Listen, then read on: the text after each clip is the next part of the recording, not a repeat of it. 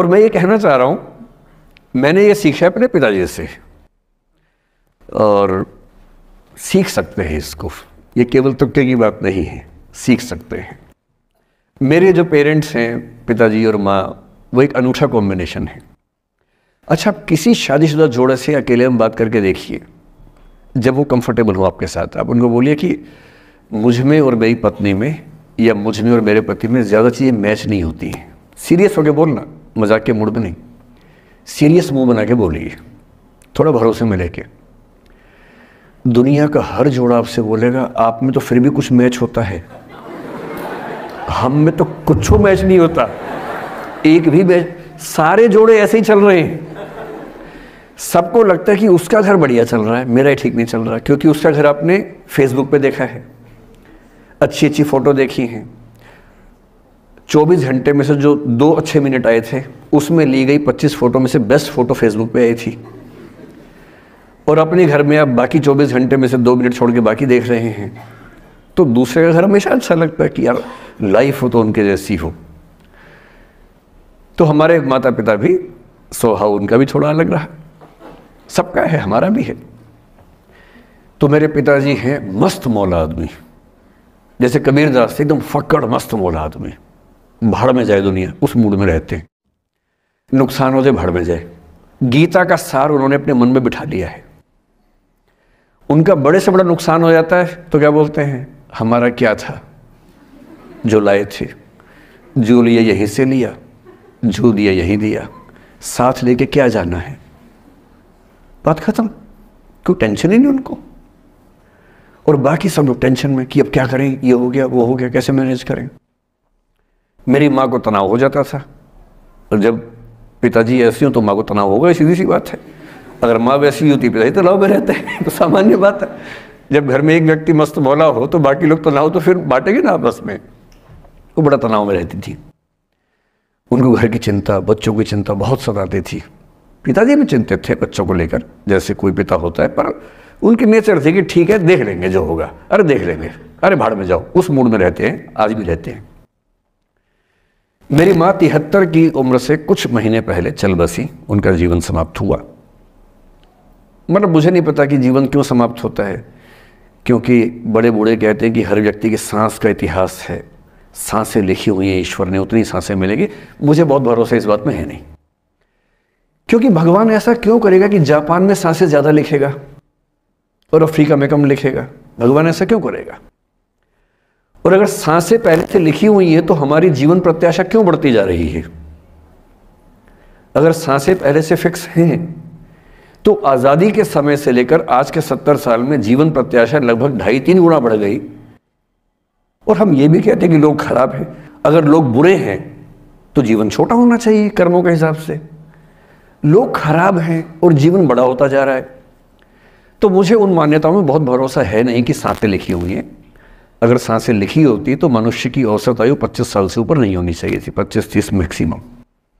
और हम 70-80 साल धूमधाम से जी रहे हैं, जिसका मतलब है कि ये भगवान से ज़्यादा इंसान ने लिखा है, मेडिकल साइंस ने लिखा है, वैज्ञानिकों ने लिखा है। और मैं ऐसा व्यक्ति हूँ, मैं बहुत धार्मिक व्यक्ति हूँ नहीं,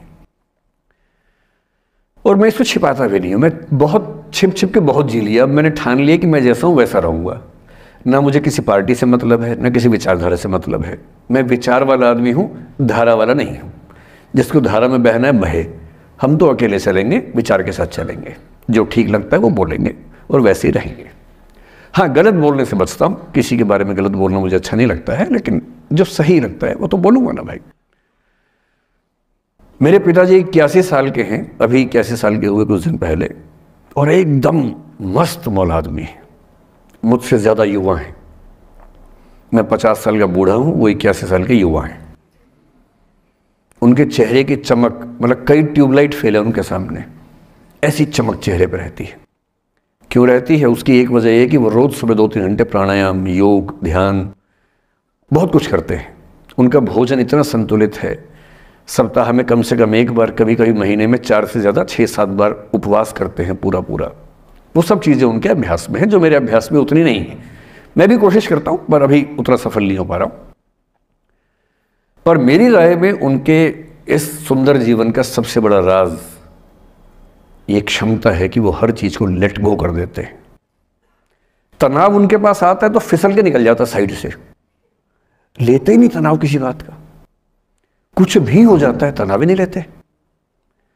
और मुझे लगता है कि काश ये चीज़ मेरी माँ के स्वभाव में होती, कम से कम 10 साल उनका जीवन और ज़्यादा तो होता। और मैं अपने अनुभव से बता रहा हूँ, बहुत विश्वास से बता रहा हूँ। मैं ना सोने जागने में नियमित व्यक्ति हूँ, ना मैं बहुत कसरत करता हूँ। ठीक हूँ, मतलब बुरा भी नहीं हूँ, ठीक हूँ। मेरी उम्र के अधिकांश लोग बीपी, शुगर, बहुत बीमारियों से ग्रस्त हैं। मैं फिलहाल नहीं हूँ। क्यों नहीं हूँ? मेरे पास इसका उत्तर एक ही है, मैं लोड लेता नहीं किसी बात का, दबाव लेता नहीं, तनाव लेता नहीं।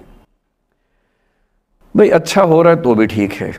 जब मैं सफल, जैसे मैं 3 साल में पिछले काफ़ी सफल हो गया, जितना मुझे नहीं होना चाहिए था, मैं तो कैसे हो गया हूँ सफल। अगर मैं सफल हो गया तो मैं इस बात का लोड भी नहीं ले रहा कि मैं सफल क्यों हो गया। अरे हो गया तो कैसे तो हो गया, कई लोग हो जाते हैं, हम भी हो गए, ऐसा क्या है। कल को नहीं रहूंगा, मान लीजिए, ऐसा हो सकता है, कल को फेल हो जाऊं कहीं। फेलियर को पचाना पता नहीं कितना मुश्किल होता होगा लोगों के लिए। मैं अपने बारे में जानता हूं, मुझे मुश्किल नहीं होने वाला, क्योंकि मैंने सफलता का लोड लिया ही नहीं अपने ऊपर। विफलता मुझे क्या प्रभावित करेगी, बहुत फर्क नहीं पड़ता है। और मैं दावे से कह रहा हूं कि यदि ये टेम्परामेंट आपका हो, जो मेरे पिताजी से मैंने सीखा है, तो आप जिंदगी में सफल कितने होंगे वो एक अलग पैरामीटर है, पर आपकी ज़िंदगी शानदार होगी। और जितनी ज़िंदगी आपकी है, जितनी सांसें आप कहते हैं कि लिखी हुई हैं, गारंटी से कह रहा हूं कि 10 साल बढ़ जाएंगे। कुछ और लोगों के आप कम कर देंगे अलग बात है, लेकिन अपने 10 साल बढ़ा लेंगे। इसलिए ये सीखना बहुत ज़रूरी है कि कैसे लेट गो करना है ज़िंदगी की चीज़ों को। 3-4 प्रसंग होते हैं। एक होता है कि आप किसी को बहुत चाहते हैं पर वो आपको नहीं चाहता। आपकी उम्र में ये सब तो खेल होता है, और क्या खेल होता है। मेरे घर में 2 बच्चे हैं 17 साल के, तो मैं उनको देख के समझता रहता हूँ। वो मुझसे छुप छुप के किसी से बात करते हैं और मैं छुप छुप के सुन लेता हूँ। तो उन्हें नहीं पता, मुझे तो नाम भी पता है किससे बात करते हैं, एक आध का तो एड्रेस भी पता है मुझे। और मैं तो बच्चों को बोलता हूँ कभी जाना वाना हो तो मैं ले चलूँगा, चिंता मत करना, बोल देना कि ड्राइवर साथ में आया है, टेंशन मत लेना। तो मेरे तो बच्चे मेरे दोस्त हैं, मैं तो बड़ा दोस्ती के भाव में रहता हूँ।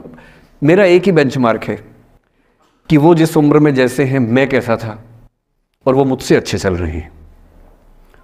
उससे ज़्यादा उम्मीद मुझे करने भी नहीं चाहिए।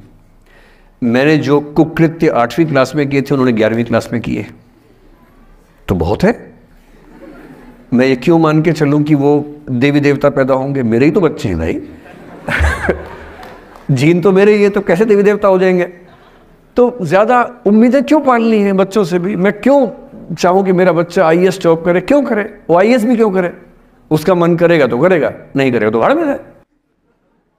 अगर वो कहेगा कि मुझे स्टार्टअप करना है, स्टार्टअप कर लो भाई। अगर वो कहेगा मुझे कुछ और नौकरी करनी है प्राइवेट सेक्टर में, तो वो कर लो। मैं क्यों ठेकेदार बनूं उसका भाई? मैं क्यों ये चाहूँ कि वो मेरे रास्ते पर चले, मुझसे बेहतर बने? ये सब बेकार की बातें हैं।